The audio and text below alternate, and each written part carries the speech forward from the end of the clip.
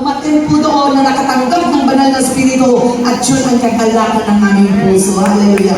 Sa gabi naman na ito, alam ko, may inihanda, kagaya ng sinabi po ng ating Bishop, masarap na putahe mula sa langit. Masarap na pagkain na alam ko hindi nyo kakaumayan. Isang pagkain na sobra pong alam mo yan? Nais ipagkaloob sa atin ng Diyos sa gabi na ito. And that is the word from Revelation chapter 2, verses 10 hanggang 11. Bibilisan ko na lang. Revelation 2, 10 to 11. Sabihin nga po natin ang sabay-sabay. Ready, go! Huwag kang matakot sa mga pag-uusig na malapit mo na rin danasin. Sabay-sabay nga po. Ready, go! Huwag kang matakot sa mga pag-uusig na malapit mo nang danasin. Makinig ka. Ipagbibilanggo ng diablo ang ilan sa inyo bilang pagsubok.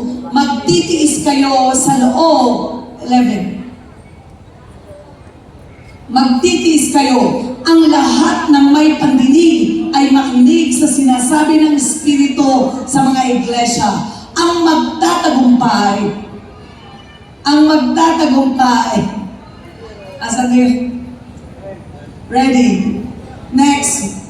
Parang ayaw niya. Ayaw na. Ang magtatagumpay hanggang sa wakas. Sasabihin ko na lang po sa Ingles. Do not be afraid of what you are about to suffer. I tell you, the devil will put some of you in prison to test you, and you will suffer persecution for 10 days. Be faithful even to the point of death, and I will give you life as your victor's crown. Amen. Sabi niya dito sa 11, whoever has ears, let them hear what the Spirit says to the churches. The one who is victorious will not be hurt at all by the second death. Hallelujah. Sabihin po natin ang ating title sa gabi na ito, be faithful even to the point of death. Ready, go! Be faithful even to the point of death. Ang buhay po natin ay seryoso. Hallelujah. Ang buhay sa pagtatrabaho ay seryoso. Ang buhay sa pag-aaral din ay seryoso.